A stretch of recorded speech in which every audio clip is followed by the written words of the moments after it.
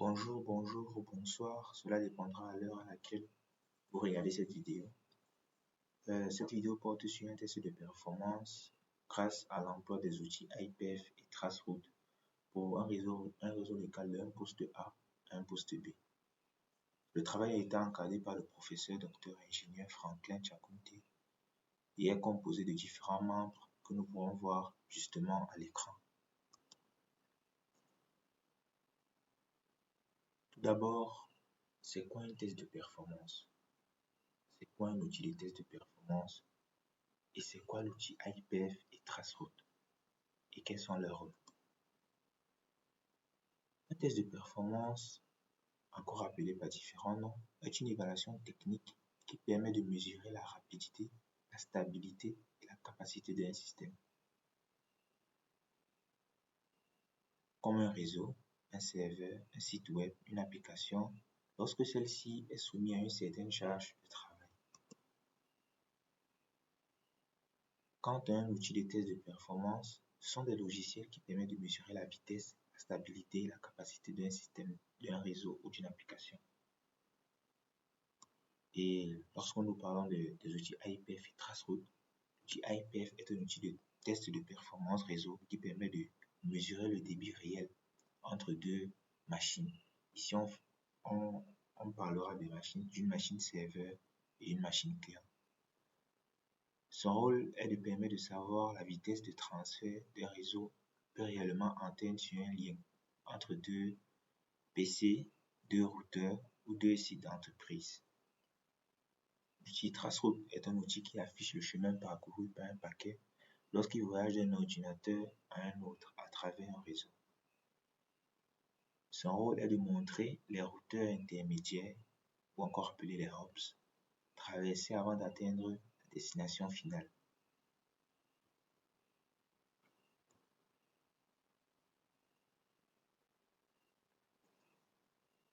Maintenant, nous avons les outils, mais comment les utiliser et à quelle fin?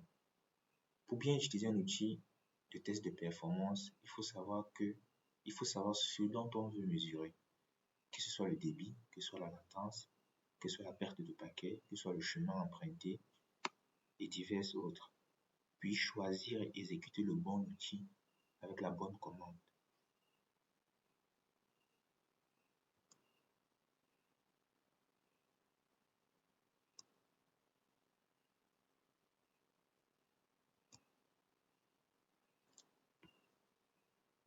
Pour ce test de performance, nous allons tout d'abord utiliser principalement l'outil IPF et Traceroute. Maintenant, pour employer ces outils, on fera appel à deux ordinateurs, dont l'un est basé sur Kali Linux et l'autre est à un système d'exploitation Windows. Et nous aurons besoin d'un point d'accès Wi-Fi pour relier les deux ordinateurs.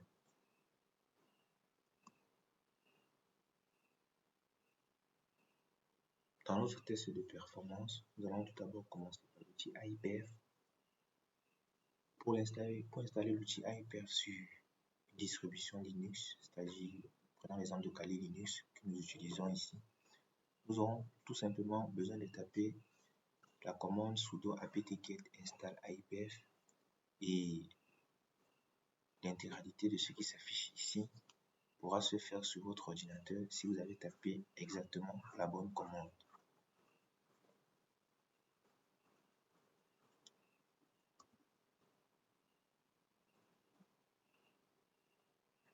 Tandis que pour installer IPF sur Windows, la procédure est un peu plus longue que sur Kali Linux, mais tout aussi possible avec Kali Linux.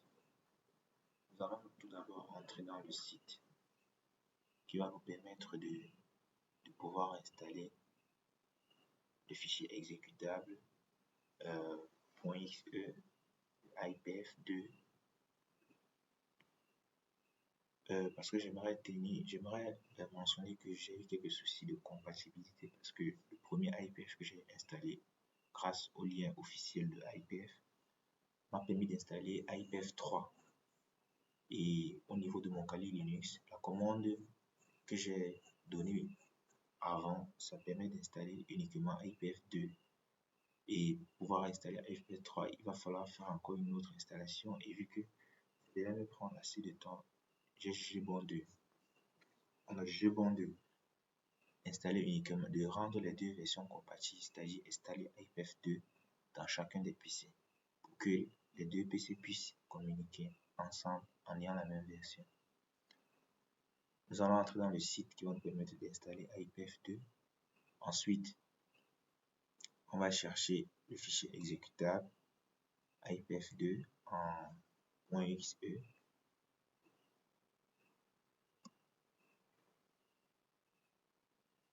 Après que les fichiers sont installés, on va aller dans l'invite de commande pour l'ouvrir en tant qu'administrateur et entrer la commande cd c2.user pg4tuto. Ici, c'est le chemin d'accès jusqu'à là où le fichier exécutable ipf.exe a été installé.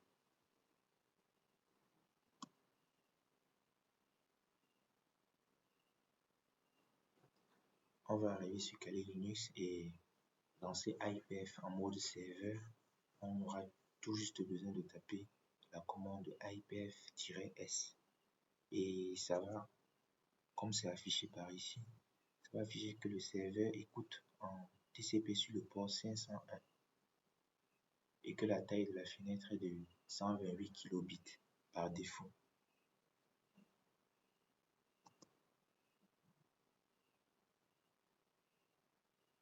Ensuite, on ira directement sur le PC 2 qui est sous Windows, qu'on va considérer comme le PC client, qui va envoyer une requête d'écoute directement sur l'invite de commande en tapant juste la commande ipf.exe- bien relever l'adresse IP du serveur.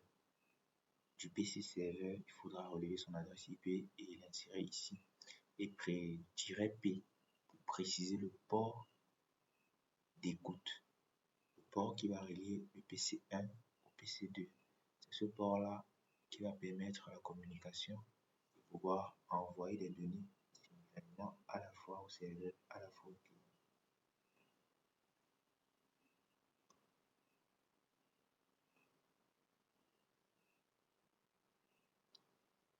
Ainsi, après entrer des informations, j'aimerais préciser qu'il faut d'abord lancer le serveur. Au niveau du PC serveur, il faut d'abord entrer la commande correspondant au lancement de IPF en mode serveur. Ensuite, on pourra maintenant faire la commande au niveau du PC client, lancer IPF en mode client, rediriger vers l'adresse IP du PC serveur et le port d'écoute. On aura les différentes informations qui s'affichent ici en bas. On aura notamment l'adresse IP du serveur au niveau du PC client. On aura l'adresse IP du serveur en question, le port qu'il écoute, la taille des fenêtres par défaut. Ensuite, on aura la connexion établie en local au niveau du port 500.375 et ça. Et on voit là les deux adresses IP, celui du serveur et celui du client, tous ouverts au port, tous en train de communiquer par le port 600, le port 6000. Au niveau de la troisième ligne, qui est la dernière ligne, on a ici intervalle qui représente le temps mis pour la connexion entre les deux PC. On a le transfert. Le paquet de données qui est envoyé est de 41,3 mégabits et la bande passante réelle qui s'est produite au moment du transfert des paquets est de 32,7 mégabits par seconde. L'interprétation est la même au niveau du PC serveur. L'interprétation est la même au niveau du PC serveur. On a le temps mis pour envoyer, la taille des données qui a été envoyée et la bande passante réelle qui s'est produite au moment de l'envoi du fichier, au moment de l'envoi du paquet de données. Dans un autre protocole tel que le UDP, pour vérifier la qualité de la voix sur IP, on peut entrer d'autres commandes. qui est IPF-C, adresse IP du serveur-U-B1M. Ici, -U représente le mode UDP, c'est le mode qui est utilisé au niveau de la transfert de la VoIP ou de tout service de streaming, c'est-à-dire qui nécessite que les données soient envoyées en temps réel directement au niveau de la récupération des données, de l'envoi et de la destination des données. Le travail doit être fait en temps réel, c'est ça qui nécessite le protocole UDP, User Datagram Protocol. Ici, de B1M veut dire que 1 mégabit a été envoyé dans le trafic. 1 mégabit est envoyé dans le trafic. Et ainsi, le résultat sera toujours pareil comme précédemment. On aura le temps qui a été mis pour envoyer le 1 mégabit dans le trafic, la taille qui est le 1 mégabit. Et maintenant, on aura aussi la bande passante réelle au moment de l'envoi de 1 mégabit sur le trafic.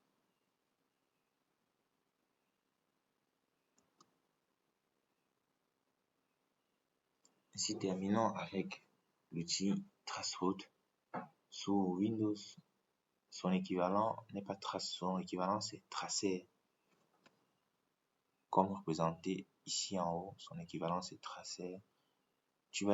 On entre juste Tracer suivi de l'adresse IP de l'appareil situé dans le réseau qu'on aimerait trouver le nombre de sauts ou trouver par où